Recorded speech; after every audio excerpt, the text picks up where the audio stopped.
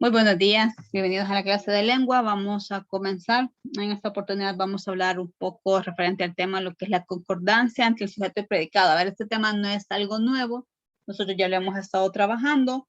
Vamos también a desarrollar actividades de la página de su libro texto y actividades también de la página de Santillana, ¿verdad? Entonces, vamos a comenzar. Recordemos que estamos en lectura mecánica y estamos utilizando ahorita lo que es fragmento de esta obra llamada Penny caída del cielo.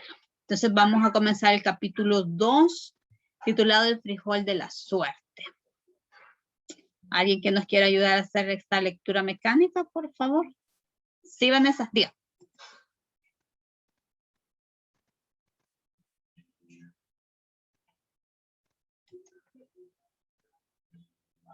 No, ahí solo estamos en el capítulo 1 y 2. Fíjense que sus compañeros del octavo B, una chica por ahí me estaba comentando de que ella la ha encontrado completa, pero en inglés dice. Entonces habría que buscarla. Tal vez ahí nos pueda servir, pero está en inglés. Así que ánimo ahí. Así vamos practicando el inglés. La verdad que está interesante ese reto para que ustedes lo puedan aprovechar. Vaya, entonces vamos a comenzar lectura mecánica.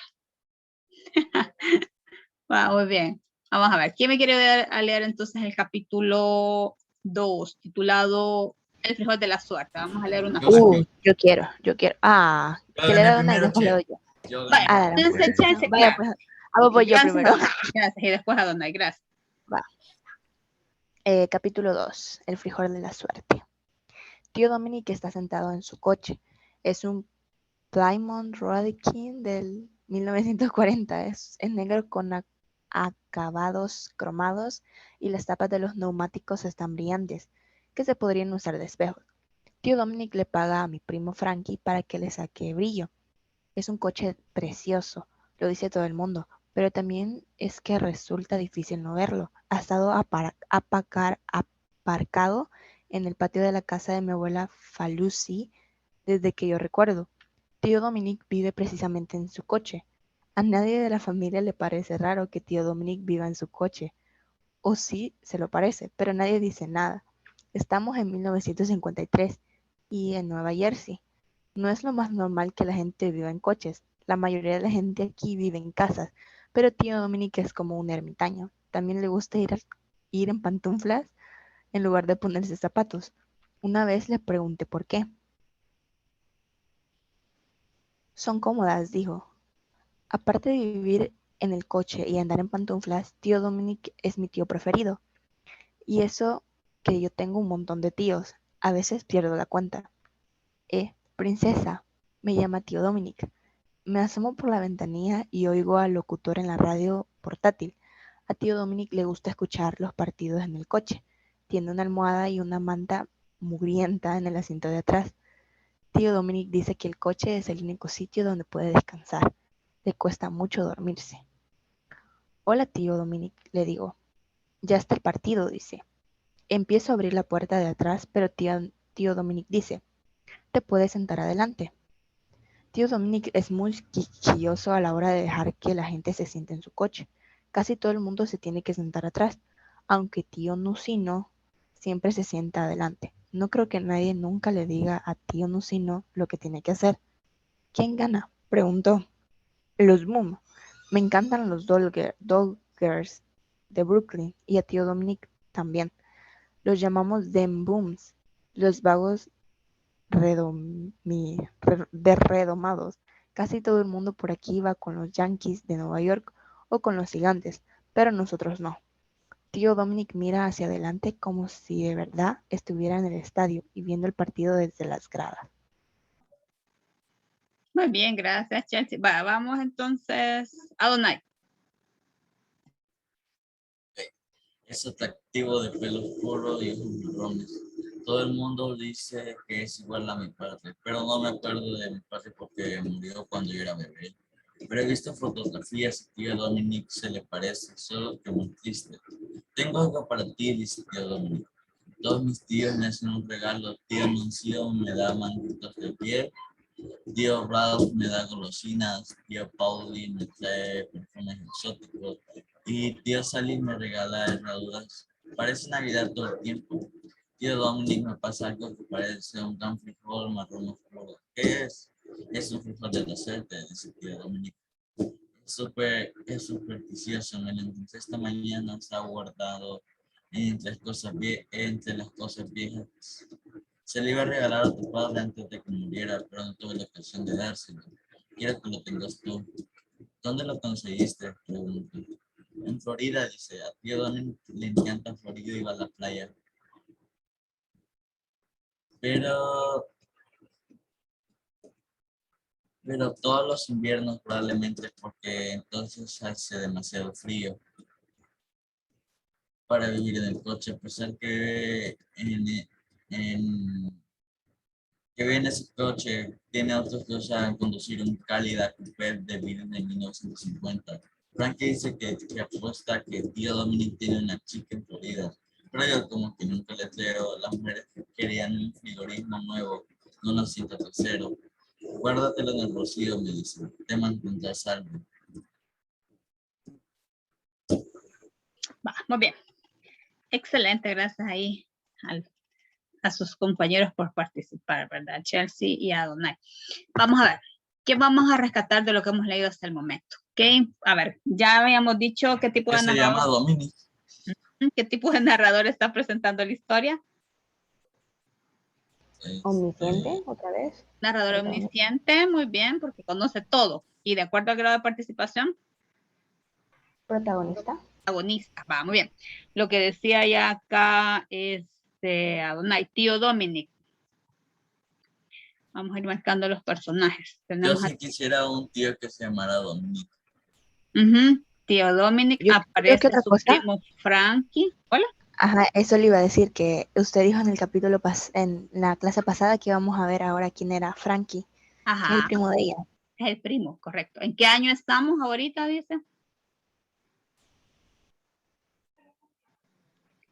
Bueno, y aquí vamos a ver el contexto que está presentando, ¿verdad? Estamos, dice, en 1953 en Nueva Jersey. Y acá dice que, bueno, obviamente el tío Dominic es bien inusual, ¿verdad? En este caso, porque él vive en su automóvil. ¿En cuál automóvil? No sé cómo se pronuncia aquí, ¿verdad? Plymouth, no sé qué, 1940. Pero sí, y aquí tiene que ver también, bueno, a medida que usted vaya leyendo la historia va a entender por qué. A ver, y ella dice que tiene muchos tíos, ¿verdad? Aquí aparece el otro tío Nuncio. ¿Quién más? A ellos dice que le encantan los Dodgers de Brooklyn, ¿verdad? Y que ahí las personas, vamos a otro color, y que la mayoría de las personas van con los Yankees de Nueva York o con los Gigantes, pero ellos no. Ellos van con los Dodgers de Brooklyn. Y le encanta escuchar los partidos por la radio, ¿verdad? El tío Dominic. Aquí está tío Nuncio, está el tío Ralphie. Miren cuántos tíos tiene, ¿verdad? El tío Pauli. Quiero ver, tío Sally, dice acá.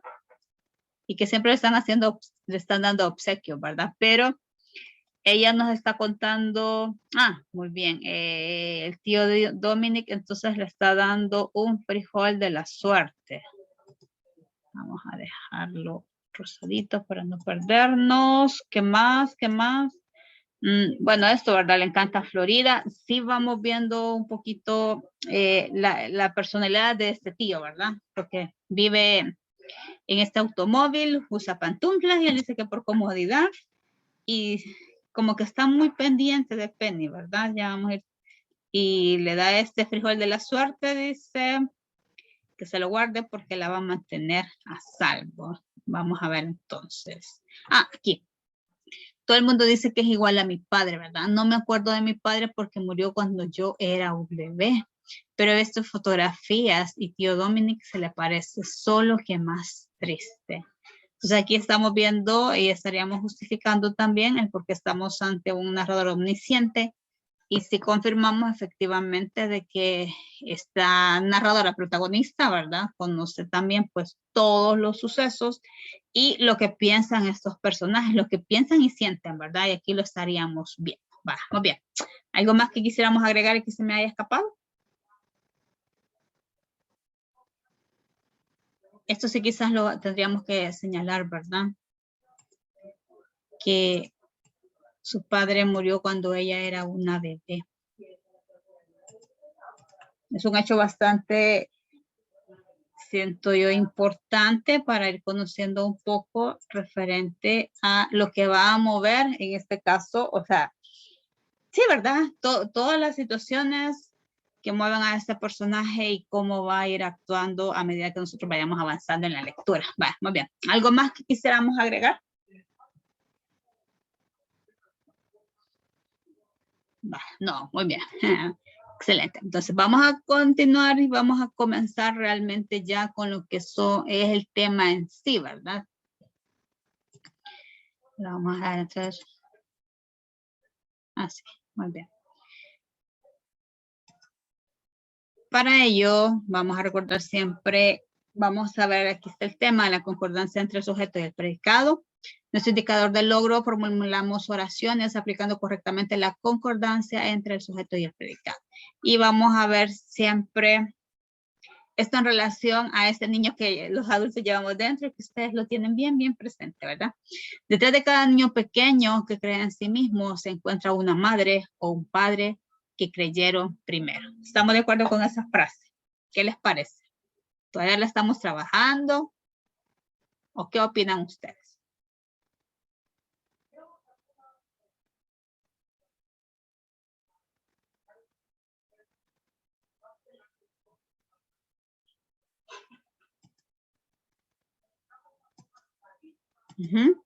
Detrás de cada niño pequeño que cree en sí mismo se encuentra una madre o un padre que creyeron primero.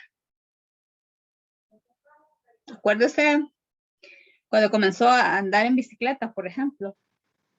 ¿Quién nos estuvo apoyando por ahí? No sé, algún hecho así que nos haya marcado toda la vida. Yo no me acuerdo.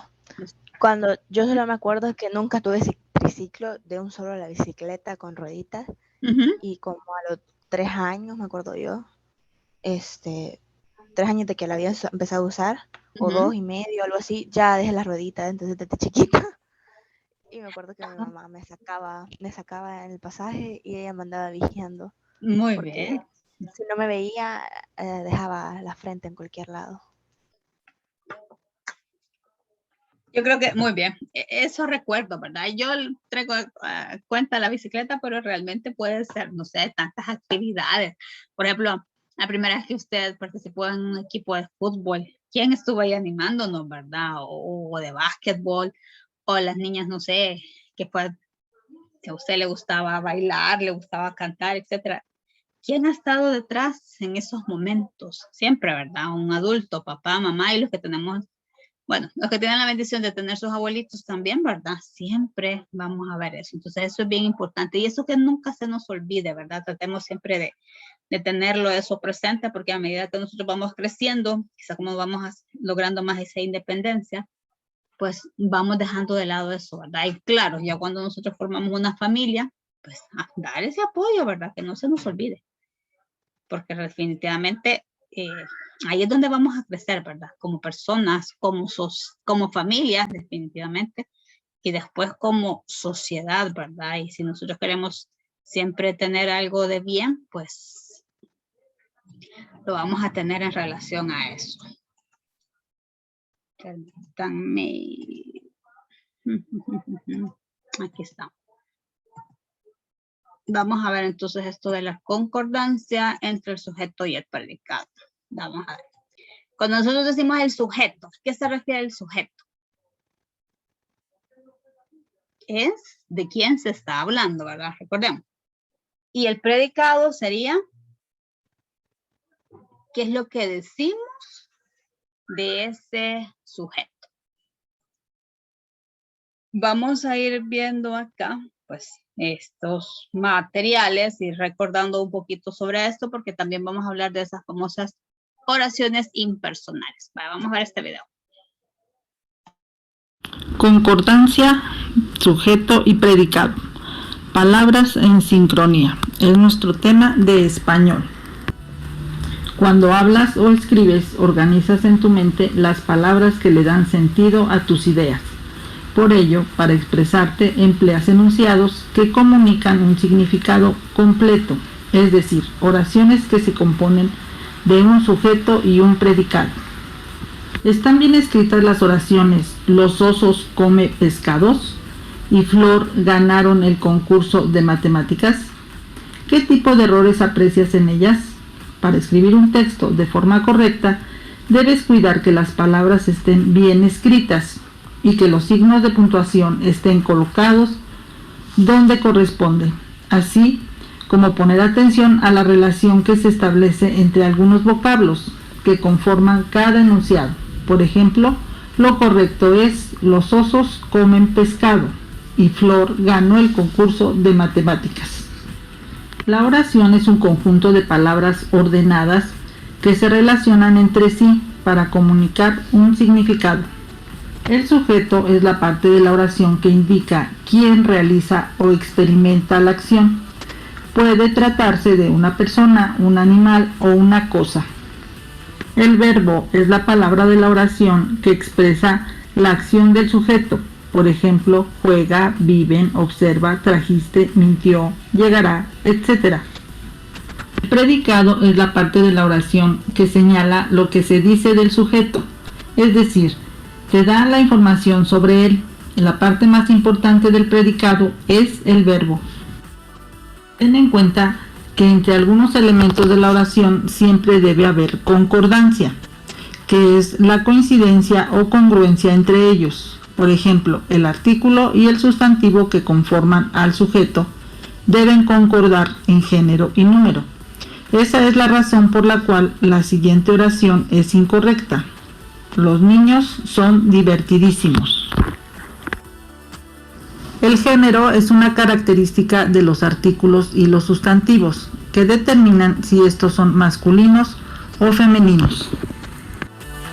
El número es la característica que determina si los sustantivos y los artículos son singulares, es decir, se refieren a una persona, animal o cosa, o plurales, o sea, se refieren a varias personas, animales o cosas. El sujeto y el predicado deben concordar. Para ello, el sujeto y el verbo tienen que coincidir en cuanto a número y persona. Esta última se refiere a la persona gramatical de quien se habla en la oración. Yo, tú, él, ella, nosotros, ustedes, ellos y ellas.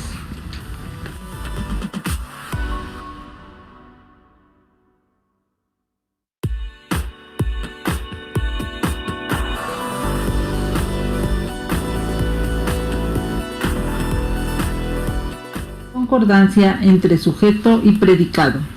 Nancy, eres una niña muy divertida.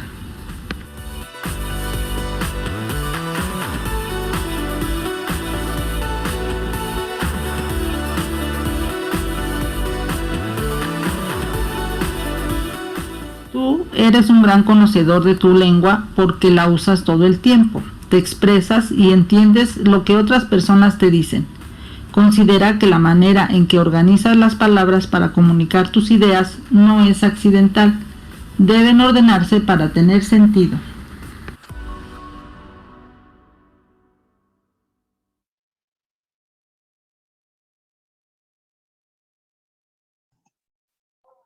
Vamos bien. Ahí nosotros en este video estamos revisando esta concordancia entre el sujeto y el predicado. A ver, si el sujeto está siendo utilizado en plural, quiere decir que el predicado tiene que existir esa relación.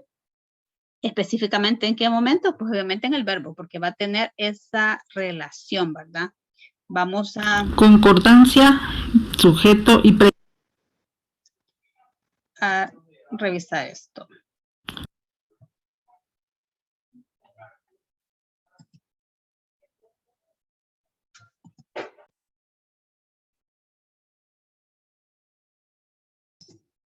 Vamos a continuar, no sé por qué después lo regresó, pero vamos. Bueno, entonces, el sujeto, lo que decíamos, es de quién se está hablando en la oración. Recordemos, el sujeto puede ser expreso. Cuando hablamos de un sujeto expreso, pues no es otra cosa que el sujeto se menciona en la oración. Decimos, por ejemplo, los niños alegres están contentos, ¿sí? ¿De quién se está hablando? De los niños alegres. Ese sería el sujeto. ¿Qué se dice del sujeto? Están contentos. Ese es el sujeto expreso. El sujeto tácito, el famoso sujeto tácito, es aquel sujeto que no se menciona en la oración, pero, ojo acá, importante, a través del verbo yo puedo identificar ese sujeto. Entonces lo tenemos acá. Por ejemplo, aquí aparece este sujeto omitido, pero para nosotros es el sujeto tácito. No está presente en la oración, ¿verdad? Pero yo lo puedo identificar a través del verbo. Vamos de paseo a la playa. El verbo es el que me está indicando qué persona realiza la acción.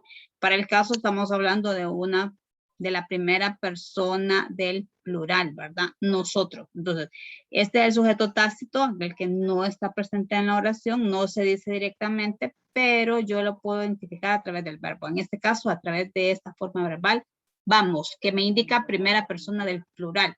Si fuera primera persona del singular, ¿cómo diríamos? Diríamos en este caso, voy, ¿verdad? Voy de paseo a la playa. Entonces, ahí es donde vemos esa relación.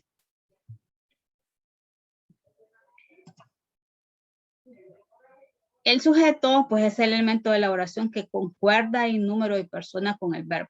En muchas ocasiones se define el sujeto como la persona, animal o cosa que realiza la acción expresada por el verbo.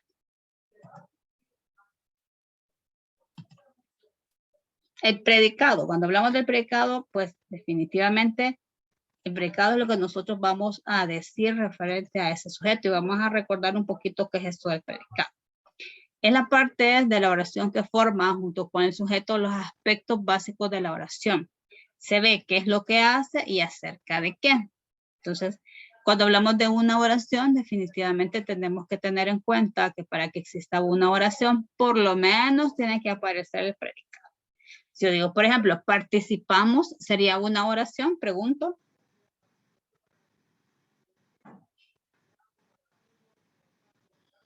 Sí, ¿verdad? Porque cuando decimos participamos, yo puedo identificar perfectamente a través de ese verbo que está en este caso que está formando el predicado, yo puedo identificar el sujeto, que en este caso sería nosotros, ¿verdad? Nosotros participamos. Entonces, en esa oración, por ejemplo, papá va a pie al trabajo, el sujeto tenemos papá. El predicado va a pie al trabajo. En la siguiente oración, mamá utiliza la bicicleta, mamá sería el sujeto, utiliza la bicicleta, el predicado. ¿Sí? Yo creo que ahí no hay ningún problema, ¿verdad? Todos nos recordamos de esto. Veamos el siguiente ejemplo. Marco hizo un ejercicio de gramática. El sujeto en este caso sería Marco. Hizo un ejercicio de gramática. Todo este sería el predicado. ¿Quién es el núcleo del sujeto? En este caso estamos hablando que es el mismo nombre propio, ¿verdad? Marco. El sujeto, en este caso, pues estamos viendo que es una sola palabra, que es un nombre propio, por lo tanto, ese es el mismo núcleo. Pero en el caso del predicado, cuando decimos hizo un ejercicio de gramática, estamos observando que el núcleo del predicado, en este caso, sería el verbo hizo, que es el que me está denotando la acción.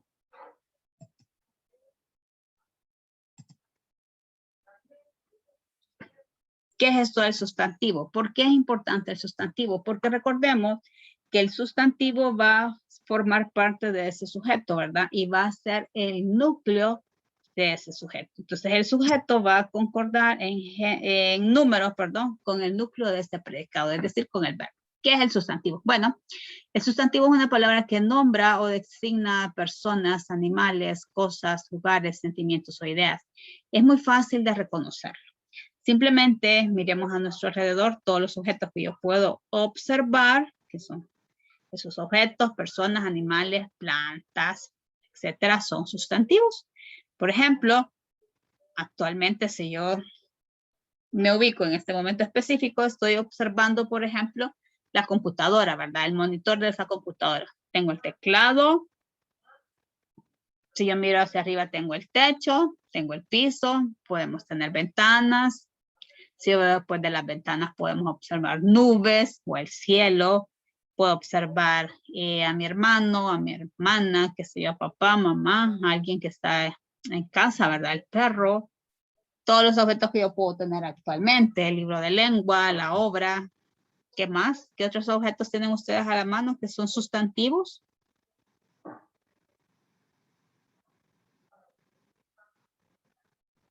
Lapicero, borrador, el mouse, los deditos que usted usa para mover, ¿verdad? También.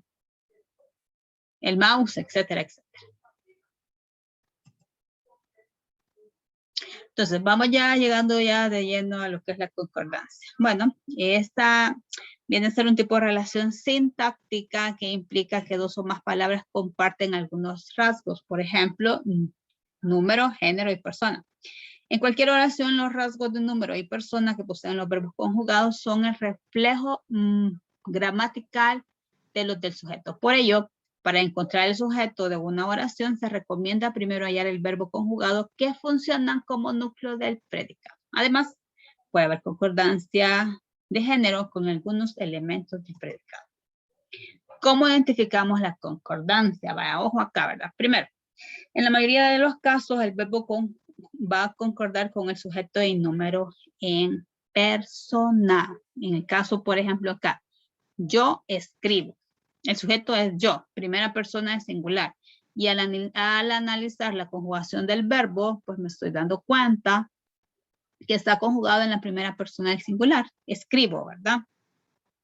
Entonces ahí no hay problema.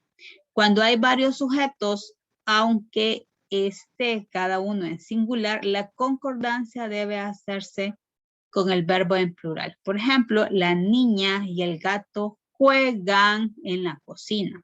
Entonces, aunque el sujeto esté en singular, pero si estamos hablando de un sujeto compuesto, porque ¿cuántos núcleos tengo acá? Tendría dos núcleos.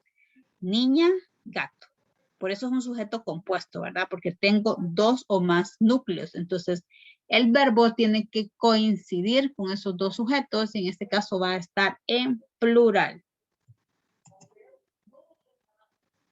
El verbo va a concordar con el sujeto en número y persona. ¿Sí? Yo canto, primera persona del singular. Tú bailas, segunda persona del singular. ¿Cuál sería, cómo podríamos conjugar entonces el verbo bailar en tercera persona del plural? ¿Cómo lo haríamos? Tercera persona del plural sería ellos bailan, ¿verdad? Entonces ahí es donde nosotros vemos esa concordancia. Los verbos copulativos, ¿cuáles son los verbos copulativos por excelencia? Recordemos ser, estar y parecer. Concuerdan también con el atributo. Por ejemplo, Ana está contenta. Si usted observa, el atributo es la cualidad, en este caso la característica que se dice en relación al sujeto. A ver, en esta oración, Ana está contenta. El sujeto es Ana. El predicado está contenta. Pero al analizar este predicado, yo me estoy dando cuenta que es un predicado nominal. ¿Por qué razón? Porque yo tengo un verbo copulativo. Entonces, al analizar el atributo que es la cualidad que se está mencionando en relación al sujeto, en este caso en relación a Ana, va a concordar en género y número. Yo digo, Ana está contenta. Si yo cambio el género en el sujeto y decimos, por ejemplo, Aníbal está contento, voy a cambiar el adjetivo. Por lo general los atributos van a ser adjetivos, ¿verdad? Porque me van a decir cualidades en relación al sujeto. Entonces ahí es donde vemos esas excepciones en relación a los verbos copulativos. No así en los verbos predicativos, ¿verdad? Yo, por ejemplo, ella baila muy bien, no hay ningún problema. O digo, él baila muy bien. No voy a cambiar nada, ¿verdad? En cambio aquí sí, pero es por la función que tienen estos verbos copulativos de servir de enlace. ¿Sí? Este verbo copulativo sirve de enlace entre el sujeto y lo que se dice del sujeto. Todo va a ir en relación al sujeto.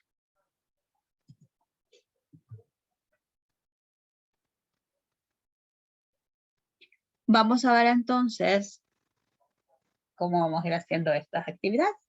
Sujeto y predicado. Vamos a ver esa oración. El chinito Chinchanté come caramelos de limón. Entonces usted puede preguntarse, ¿quién come caramelos de limón? Y la respuesta, el chinito Chinchanté. Ese es el sujeto. ¿Qué hace? Para encontrar entonces el predicado, vamos a preguntarnos, ¿qué hace el chinito Chinchanté? Bueno, come caramelos de limón. Entonces tengo el predicado. Vamos a ver estos ejercicios. Sujeto y predicado. Predicado dice, María, esto estamos hablando en singular, ¿con qué predicado lo puedo unir? Hacen los deberes, monta a caballo, vuelan, ladra, me leen un cuento, nos quieren mucho.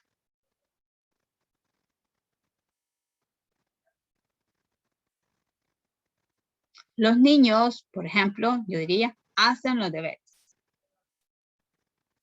Mi mamá me lee un cuento. Los pájaros vuelan. Los abuelos nos quieren mucho. El perro ladra. Y entonces María monta a caballo. Completa las oraciones. La niña, singular.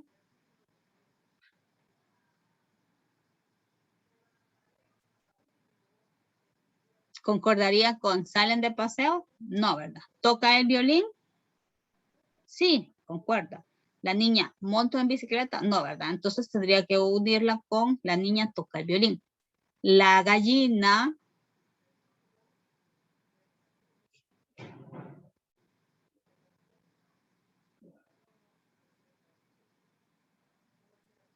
no pega, ¿verdad?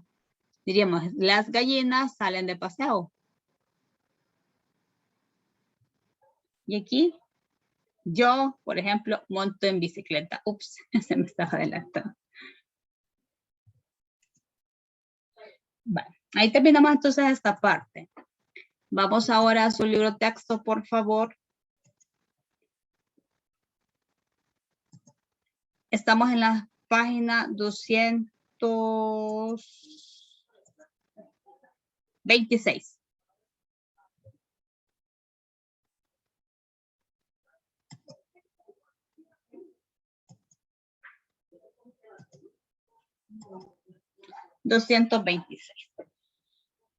Aquí tenemos toda la información. Solo la vamos a revisar rapidito para que usted lo vea. Sí, aquí tenemos estas particularidades. Por ejemplo, el uso de usted, que es un caso de asimetría entre el sujeto y el verbo. Debido a que proviene de esa frase, vuestra merced. Está catalogado como un pronombre de segunda persona junto a vos y tú. El verbo, aquí es donde va esta asimetría. Sin embargo, el verbo conjugado concuerda con él en tercera persona. Entonces, vaya, aquí tenemos estos ejemplos. Tú juegas bien. Entonces, vos jugás bien. Vosotros jugáis bien. Usted juega bien. Ustedes juegan bien. Y aquí vamos con los pronombres en tercera persona de singular y plural. Ella o él juega bien. Ellas o ellos juegan bien. A ver, la asimetría entre la persona y el hablante. En algunas situaciones comunicativas, el hablante se refiere a sí mismo en tercera persona. Es decir, lo que debería decirse en primera persona va en tercera persona. Por ejemplo, un servidor no está para dar consejos, solo para seguirlos. Pero estoy hablando referente a mí, ¿verdad? Y esto se ve mucho cuando usted habla como de otra persona, pero estoy hablando en relación a mí mismo, ¿verdad? Y cuando el sujeto también es un sintagma nominal o pronominal en plural que designa personas. Por ejemplo, los volantes, los estudiantes. La concordancia con el verbo puede establecerse tanto en primera, segunda o tercera persona del plural, según el criterio de inclusión del hablante. Por ejemplo, los asistentes vivimos una gran noche. Nos incluye el hablante, ¿verdad? Todos viviréis una gran noche. Se dirige nuevamente a un sujeto sin incluirse, ¿sí? y todos vivirán una gran noche. Nuevamente se refiere al sujeto sin incluirse, ¿verdad? Entonces esto nosotros lo vamos a tener en cuenta. Cuando el sujeto incluye personas gramaticales distintas, se tiene en cuenta la siguiente jerarquía, primera, segunda y tercera. Si hay dos o más personas distintas, el verbo debe ir en la persona que está más a la izquierda de la jerarquía.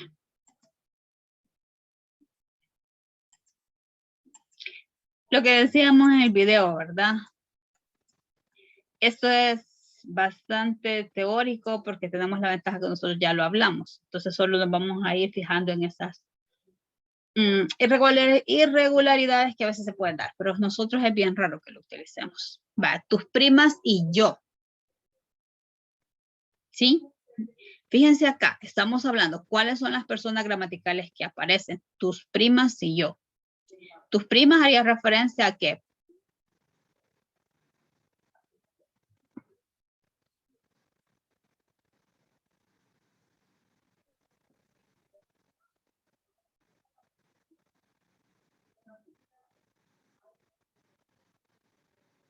Está en primera y en tercera, ¿verdad? Porque tus primas haría referencia a ellas, ¿sí? Entonces yo, primera. Entonces dice, en la jerarquía, como vamos, primera, segunda y tercera. Por eso dice, en la jerarquía está más a la izquierda la primera. Por ello se usa la primera persona, pero como tengo que incluir a la tercera persona, dice tus primas. Y yo me tengo que incluir como hablante, llegaremos a arreglar el salón. Vos y yo, nuevamente, por jerarquía, ¿verdad? Primera persona, segunda persona, y siempre quien está más a la izquierda, en este caso sería la primera persona, por eso dice, no hacemos mala pareja. Tú y ella. En este caso, por jerarquía, tú, segunda persona, ella, tercera persona. Entonces, vamos a ver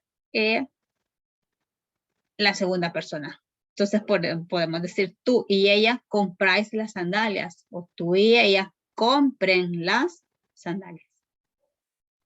Siempre, en este caso, en plural, ¿verdad? Compráis, porque tengo que incluir a estas dos personas. Gramaticales. Entonces, vamos a ver otra situación que se da.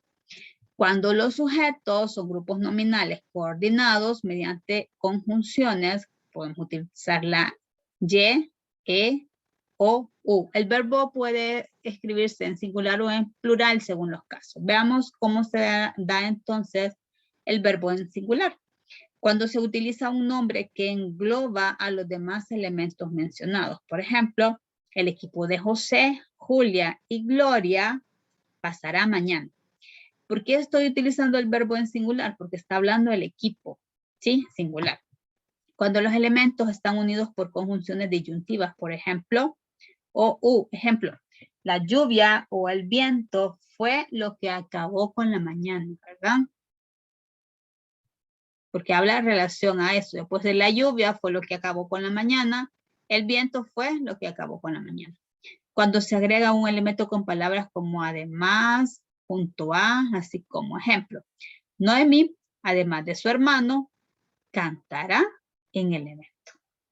Pero cuando voy a utilizar entonces el plural, cuando se considera que todos los elementos participan igual de la acción del verbo. Ejemplo, Alex, su prima y el tío de Jessica, todos, ¿verdad? Van a llegar antes que nosotros. Y cuando se usa la conjunción también, ejemplo, ni ella ni su amiga sabían de la fiesta. Otro momento.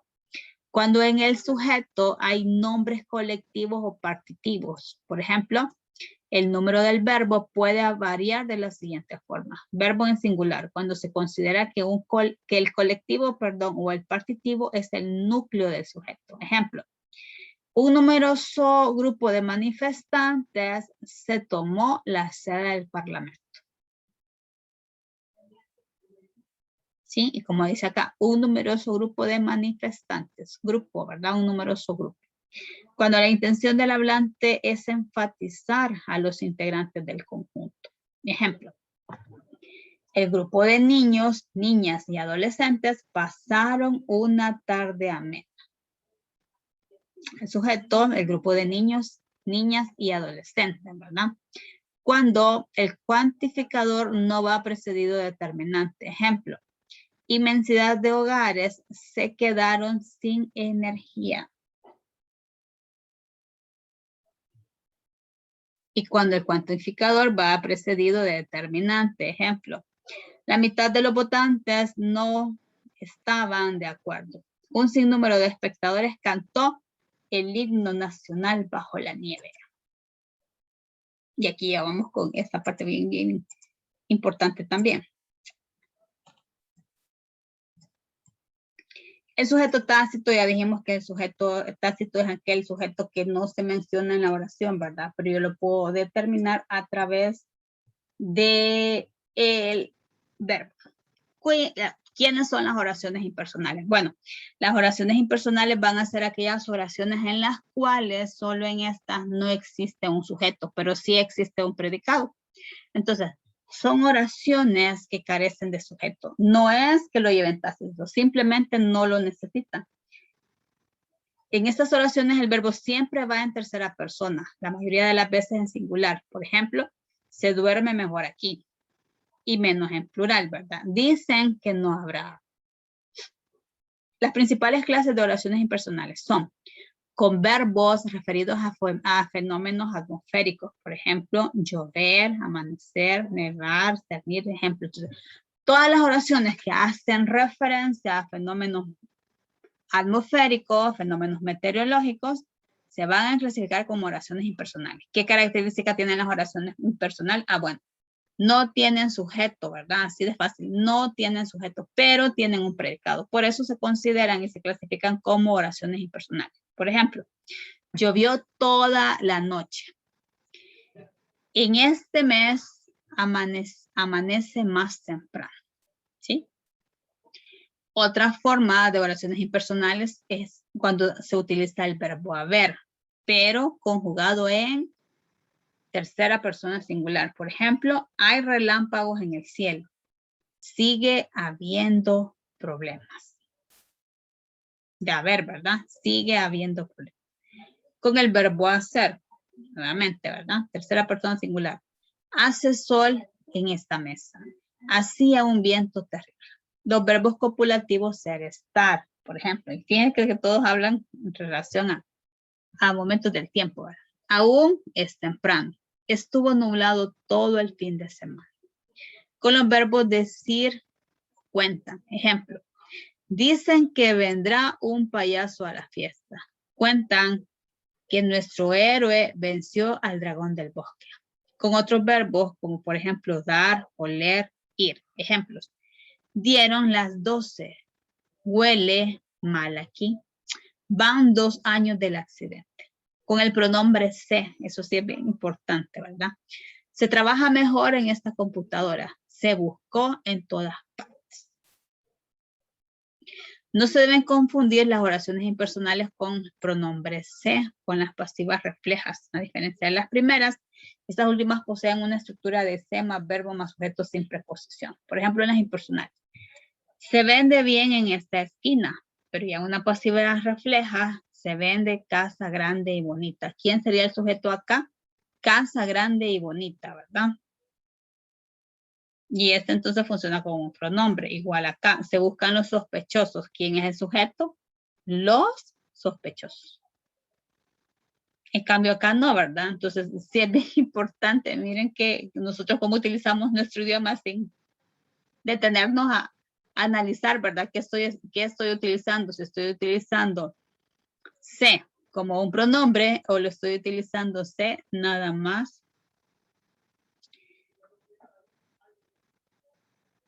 en este caso como una forma ya, pero como una oración pasiva, ¿verdad? Como un pronombre, en este caso, reflexivo. Más o menos. Entonces, vamos a tomar en cuenta esto. Las oraciones impersonales son aquellas oraciones que carecen de verbo y tenemos varias clases de oraciones impersonales. Unas que van a ser referidas a los fenómenos atmosféricos, otras con el verbo haber, con el verbo hacer, con los verbos decir o cuentan, con los verbos dar, oler e ir y con el pronombre se. Pero hay que tener, por ejemplo, mucho cuidado con el pronombre se para no confundirlos con las oraciones pasivas.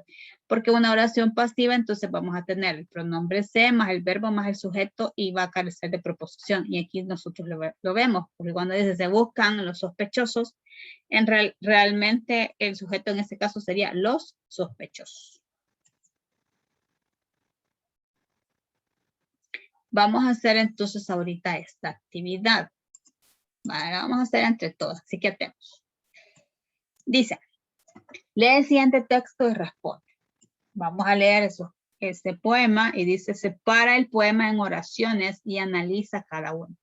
Encierra en un círculo el verbo conjugado y subraya el sujeto con el que concuerden. Escribe en cada caso la persona y el número en que concuerdan. Si el sujeto es tácito o la oración es impersonal, marca con una X en la tabla. Entonces vamos a leer primero el poema y después vamos a ir extrayendo oraciones. Cuando yo vine a este mundo, nadie me estaba esperando. Así mi dolor profundo se me alivia caminando. Pues cuando vine a este mundo, te digo, nadie me estaba esperando. Miro a los hombres nacer. Miro a los hombres pasar. Hay que andar, hay que mirar para ver. Hay que andar. Otros lloran, yo me río. Porque la risa es salud. Camino sobre mis pies, sin muletas ni bastón. Y mi voz entera es la voz entera del salón, de Nicolás Guillén. Vamos a ver la primera oración. En este caso sería, ¿cuál sería la primera oración?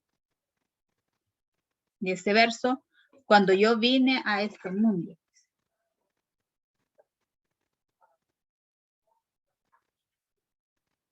Yo vine a este mundo, sería la primera oración. Entonces usted lo va a escribir acá. En su libro, ¿verdad? Yo vine a este mundo. ¿Qué persona realiza la acción? Aquí va a escribir primera, número, si estamos hablando que es yo. Sería singular. Esto no lo vamos a marcar porque sí hay sujeto y por lo tanto no es ni sujeto tácito ni oración impersonal. Vamos con la siguiente. Dice, nadie me estaba esperando. Vamos a copiar esta oración. Nadie me estaba esperando. Ah, perdón. No hicimos bien la actividad porque dice, encierra en un círculo el verbo conjugado. En la primera donde dije, yo vine a este mundo, ¿quién es el verbo? Sería, vine. Y eso usted lo va a encerrar en un círculo. Subraya el sujeto. Dice yo. Entonces va a subrayar la palabra yo. Vamos con la siguiente oración. Nadie me estaba esperando. ¿Quién es el sujeto en este caso? Nadie. El verbo, nadie me estaba esperando, sería estaba, ¿qué persona es? Tercera persona. Ah, perdón, primera y tercera, yo estaba, pero aquí como dice nadie, muy bien. Tercera persona, tercera, y el número, singular.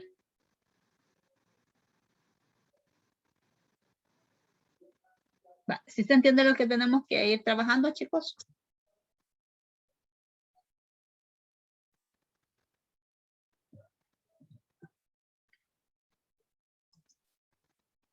Sí, sí. Va, muy bien. Eso es una parte de lo que vamos a trabajar.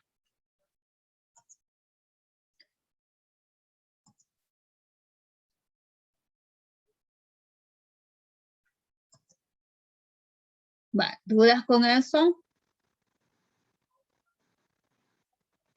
Y las oraciones nosotros las hacemos.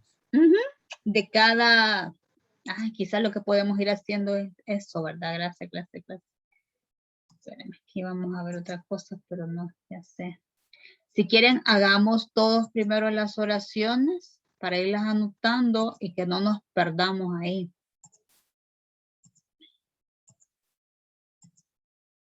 Vale, nos quedamos aquí en la tercera, ¿verdad? En la tercera sería, mi dolor profundo se me alivia caminando.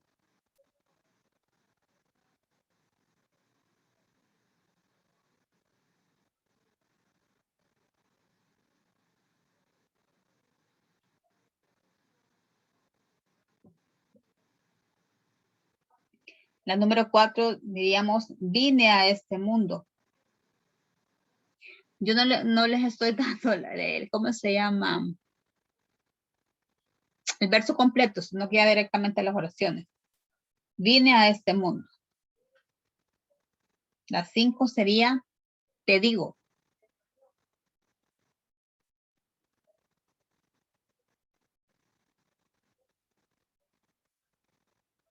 Luego después dice, nadie me estaba esperando. Esta se repite.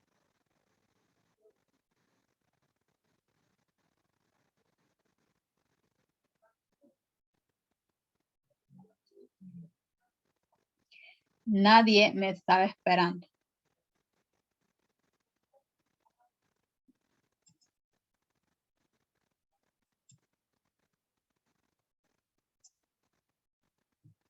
Después, miro a los hombres nacer. Miro a los hombres nacer.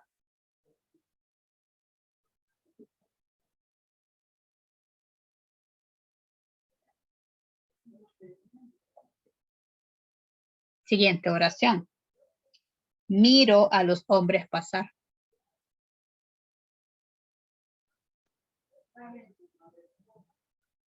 Miro a los hombres pasar. Siguiente oración. Hay que andar.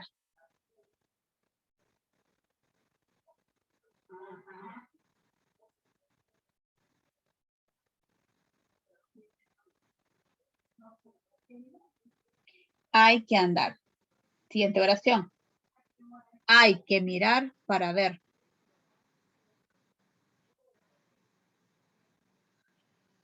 Hay que mirar para ver. Y sí, hay que trabajar bastante, ¿verdad? Hay que mirar para ver.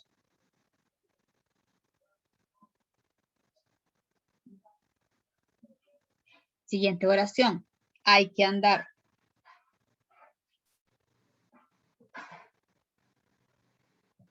Hay que andar.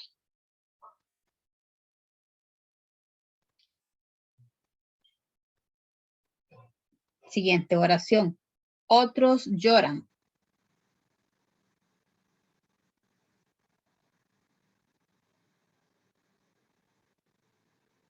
Otros lloran.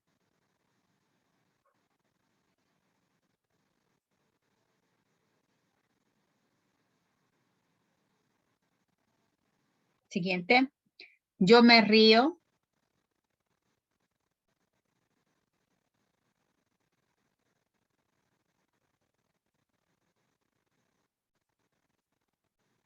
Siguiente. La risa es salud.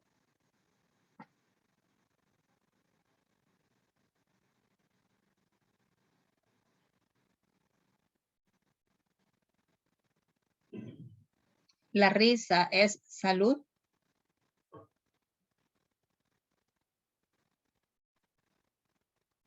Siguiente. Camino sobre mis pies. Camino sobre mis pies.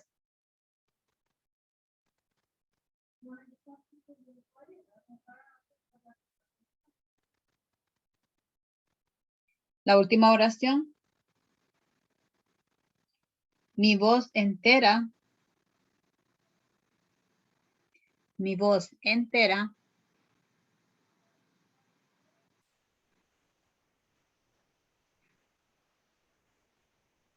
Mi voz entera es la voz entera del son.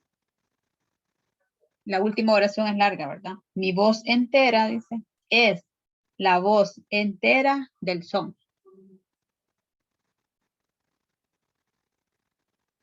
Vale, vamos a escoger qué oraciones vamos a hacer entre todos. Vale, cuando decía esa chiquita, te digo.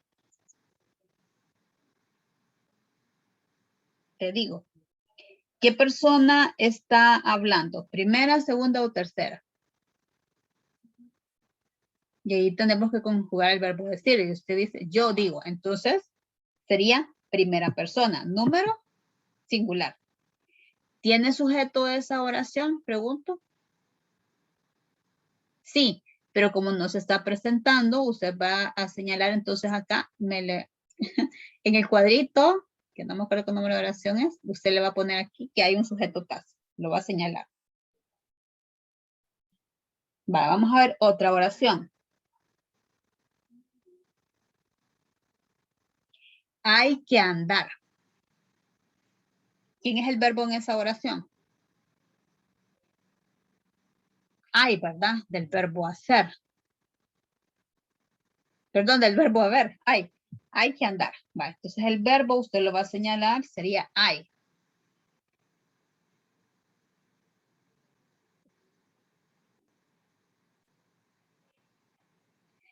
Persona, tercera, número singular. Pero como que estamos hablando de estos verbos especiales, que es lo que habíamos visto en la teoría, que tengo el verbo haber y el verbo hacer, pero aquí estoy hablando del verbo haber, tercera persona, entonces eso es una oración impersonal y usted lo va a marcar como impersonal.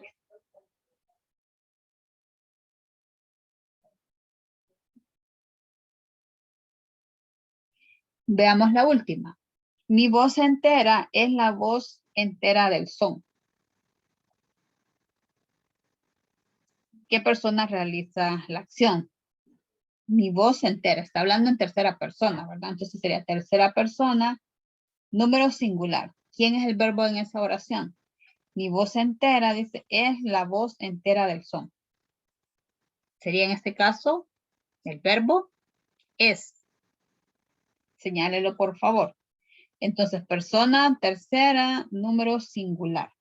¿Hay sujeto? Sí, porque en este caso sería mi voz entera. Entonces, no vamos a marcar ni sujeto tácito ni oración impersonal. Vale. Las otras las vamos a hacer todo, ¿verdad? Cada quien ahorita individual. Y si tiene dudas, entonces me pregunta. Vamos a dar unos 10 minutos para eso, ¿de acuerdo? Va, entonces vamos a avanzar ahorita con estas actividades, retomando ya lo que era la actividad que vamos a trabajar para esta semana, ¿verdad?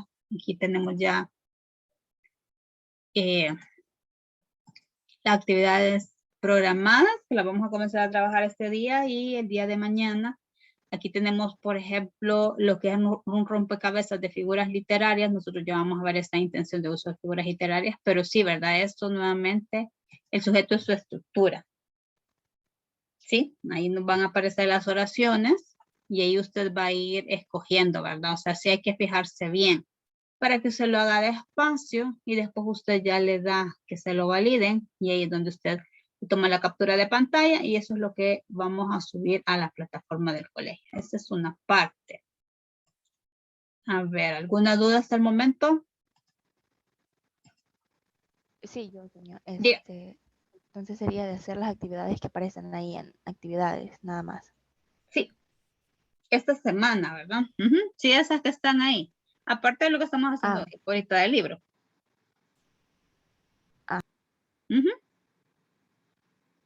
Va, entonces, ¿cómo vamos con el libro? ¿Alguna duda?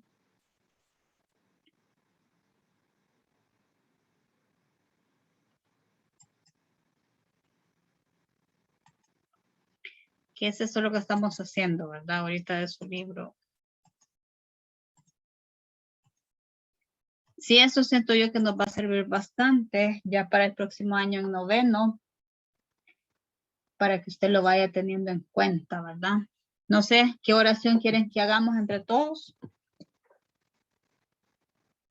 Para ir avanzando.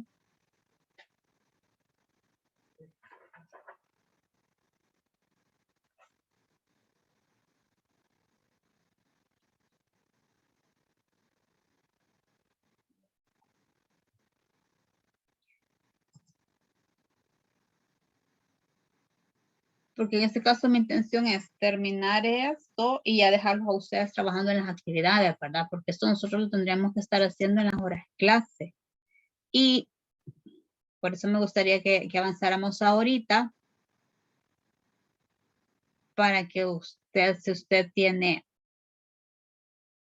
alguna duda, pues entonces con gusto ahí le ayudamos. Sí, Ricardo, semana 6. Y los que estamos pendientes de la semana 4 para que se me pongan al día, por favor.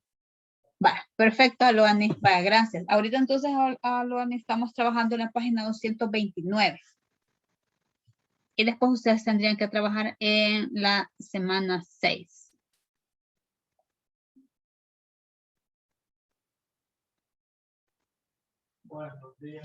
Entonces, vamos a ver un material ahorita que sí me interesa que lo veamos.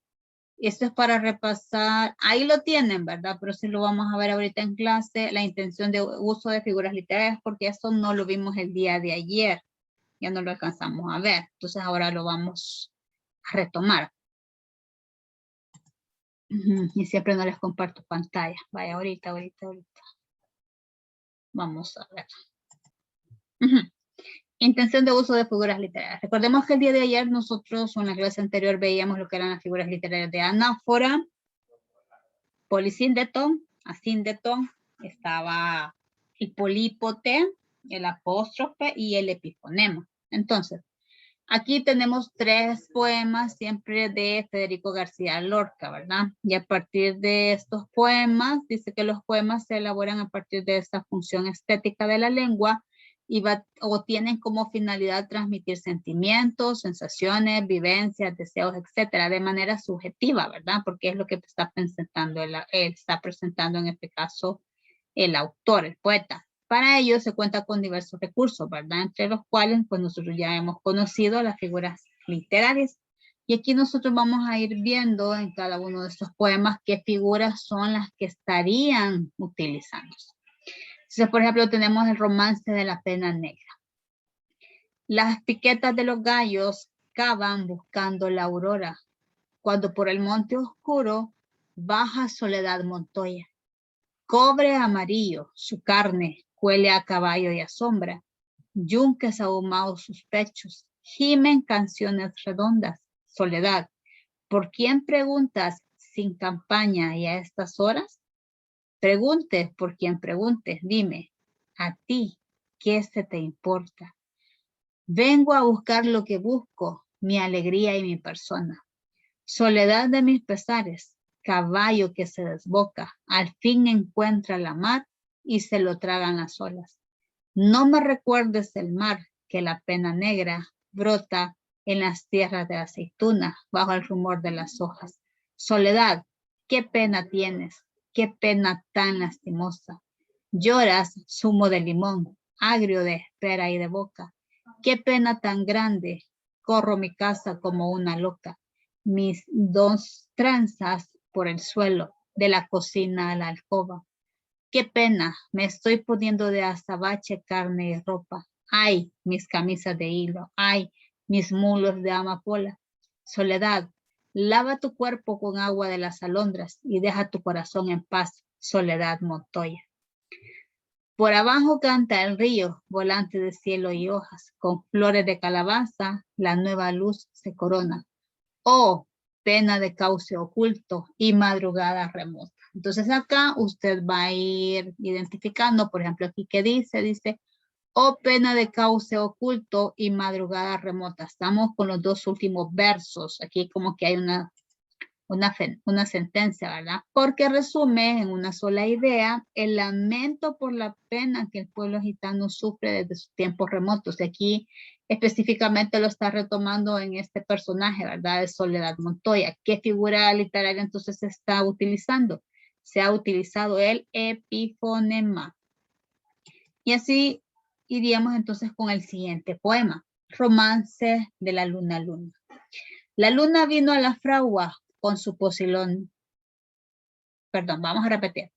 La luna vino a la fragua con su pocilón de nardos. El niño la mira, el niño la está mirando. En el aire conmovido mueve la luna sus brazos y enseña, lúbrica y pura, sus senos de duro estaño. Huye luna, luna, luna. Si vinieran los gitanos, harían con tu corazón collares y anillos blancos. Niño, déjame que baile. Cuando vengan los gitanos, se encontrarán sobre el yunque con los ojillos cerrados. Aquí habla de la muerte del niño, ¿verdad? Porque dice, te encontrarán sobre el yunque con los ojillos cerrados. Huye, luna, luna, que ya siento sus caballos. Niño, déjame, no pises mi blanco almidonado. El jinete se acercaba tocando el tambor del llano. Dentro de la fragua del niño tiene los ojos cerrados. Aquí cuando habla del jinete habla en relación a la muerte, que tiene que ver con toda esa simbología, ¿no? Entonces aquí específicamente en esos dos versos, el niño la mira, el niño le está mirando. Estamos utilizando un tipo de figura literaria pues llamada polípote. ¿Por qué dice? Porque quiere enfatizar lo que hace el niño y lograr musicalidad y ritmo en esos versos. Pero también podemos ver, bueno, aquí ¿por qué se da polípote? Porque está utilizando el verbo mirar, ¿verdad? Mira, mira, mirando. Pero si yo también quiero analizar otro tipo de figura literaria, como está repitiendo al inicio, ¿verdad? Lo veíamos en la clase anterior, estamos hablando ante lo que es la anáfora. Vamos con el siguiente poema. San Gabriel. Recordemos que Lorca tiene como que varios momentos, ¿verdad? Y en este caso, pues, hace énfasis en esas catedrales representadas por ángeles, en este caso por un arcángel. Un bello niño de junco, ancho hombros, fino talle, piel de nocturna manzana, boca triste y ojos grandes. Nervio de plata caliente, ronda la desierta calle. Sus zapatos de charol rompe las dalias del aire. Con los dos ritmos que cantan breves lutos celestiales. En la ribera del mar no hay palma que se le iguale, ni emperador coronado, ni lucero caminante. Cuando la cabeza inclina sobre su pecho dejaste, la noche busca llanurias porque quiere arrodillarse. Las guitarras suenan solas para San Gabriel Arcángel, domador de palomillas y enemigo de los sauces. San Gabriel, el niño llora en el vientre de su madre.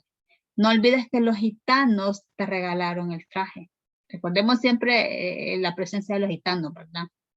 Segunda parte. Anunciación de los reyes, bien lunada y mal vestida. Abre la puerta a Lucero que por la calle venía. Entre azucena y sonrisa, bisnieto de la Giralda, se acercaba de visita en su chaleco bordado, grillos ocultos palpitan. El arcángel San Gabriel, las estrellas de la noche, se volvieron campanillas. San Gabriel, aquí me tienes con 3 clavos de alegría. Tu fulgor abre jazmines sobre mi cara encendida. Dios te salve, anunciación, morena de maravilla. Tendrás un niño más bello que los tallos de la brisa. Ay, San Gabriel de mis ojos, Gabrielillo de mi vida. Para sentarte yo sueño un sillón de clavellinas. Dios te salve, anunciación, bien lunada y mal vestida. Tu niño tendrá en el pecho un lunar y 3 heridas. Ay, San Gabriel, que reluces, Gabrielillo de mi vida. En el fondo de mis pechos ya nace la leche tibia. Dios te salve, anunciación, madre de 100 dinastías. Áridos lucen tus ojos, paisajes de Cabastilla. Entonces, ¿qué dice? Y aquí estamos hablando en San Gabriel porque está invocando con vehemencia a este arcángel, ¿verdad? La mayor fuerza expresiva del poema. Entonces, aquí se está utilizando la figura llamada apóstrofe. Entonces, entre a cada uno de los recursos, ¿verdad? Y repáselos usted por su cuenta. ¿De acuerdo? Para que ya lo tomemos en cuenta. ¿Dudas hasta el momento? Vale. Recordar siempre, ¿verdad? Que nosotros podemos ver las clases del Ministerio de Educación a través de la Televisión Nacional o escucharlas a través de la radio. Sí, la semana 6 son todas esas actividades. Ahorita ya podemos trabajar en varias de ellas, ¿verdad? En este caso estaríamos hablando, sí, ahorita voy, ya lo voy a compartir. Las que ya podemos, de hecho todas las podemos trabajar, porque la intención de uso de figuras literarias es lo que les acabo de proyectar. Del rompecabezas de figuras literarias también, los adjetivos, verbos y ciencias también, la estructura del sujeto y predicado también, y las palabras con S y con C sí, que son lo que vamos a estudiar ya con detenimiento el día de mañana, el siguiente tema. Pero eso no es algo nuevo, ¿verdad? Es la parte de ortografía. Entonces sí, ya podemos trabajar con todo esto. ¿De acuerdo? No, esa las tiene que subir ahí a la plataforma, Jaime. Lo único que me va a mandar a WhatsApp es la página que estamos haciendo ahorita del libro, que es la página 229. Es así. Pero lo otro ahí en la plataforma, por favor.